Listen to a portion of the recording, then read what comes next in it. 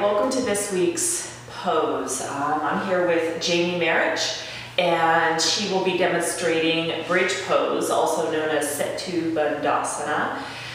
There's many different benefits to bridge pose. One is that it helps to stretch out the front of the torso. It helps to strengthen the buttocks, the back, the hamstrings. But it's also good for mild depression, and it helps give you some more energy. So we'll just start out now. So you can lie comfortably if you want to join along. And we're just going to do a simple pelvic tilt forward and back. So I'm going to have Jamie, when she exhales, draw her navel in and press her lower back into the floor. And when she inhales, just let the belly expand and let your natural curve in your arch kind of come out. So when you exhale the navel in and you press the lower back down, and when you inhale, belly expands, lower back arches. This is just a way to help warm up the spine. So if you've not done anything thus far, just a great way to warm it up and bring awareness there. Alright, so go ahead, come to stillness, and I found that this way is really good to help just start to get into it. So go ahead, raise your hands over your head and place them on the floor. And if that's uncomfortable, let the arms open out to the side some so that the arms and the shoulders can relax. Now I'm going to have Jamie have her feet about hip width and the toes pointing towards the front of the mat. That's it. Imagine as though you're holding a volleyball between your thighs, just to help give stability in the legs. Relaxing the arms completely. So yeah, just unroll. Excellent. And then with your next exhale, draw the navel in. Let the lower back press. And when you inhale, start to peel your hips off the floor. Let your lower back lift up. And just come into just a nice gentle bridge pose. Try to let your neck, your shoulders, and arms relax completely. So allow the back of the neck to be long. And this one is pretty much accessible to majority of people. Try to breathe in and out through your belly. And then on your next exhale, start to lower vertebrae by vertebrae all the way back down to the mat. Beautiful.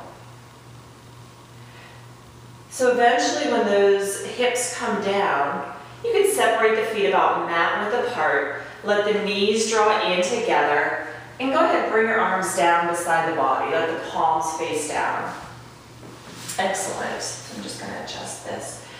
And holding here for a couple of moments. Go ahead, bring your feet about hip width apart. This one's more active now. I used to hate doing bridge pose, but then I found out the more often I did it, the easier it became. And it really did help me to strengthen my thigh muscles, my gluteus maximus, as well as my back muscles.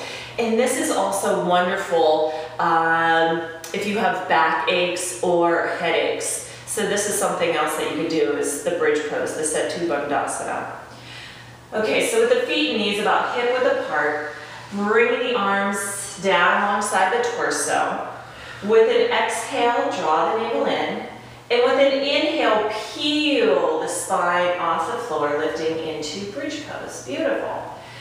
So you could either interlace the fingers if you want, or as Jamie had done before, just have the arms down alongside you. Once again, having the thighs gently drawing in, imagining you're holding that volleyball. So you can see a nice roundness in her spine, gluteus maximus engaging, thighs engaging, the erector spinae muscles on her back, those back muscles are engaging, but yet the neck and the head are relaxed. Now when you lift into bridge pose, you don't want to move the head side to side. You want to keep the gaze straight up, because when you're putting a little bit more pressure back of the neck. That could, and you try to turn your head, that could cause some discomfort. So a nice way to come out of this is you can lift your arms up towards the ceiling and go ahead with an exhale, lower vertebrae by vertebrae all the way down. Eventually, when those hips come down, let the arms come down, let the knees fall in, and the feet walk apart. So just pausing here a couple more breaths. We're going to do this one more time, and I'm going to show you an option of getting into more of a restorative pose.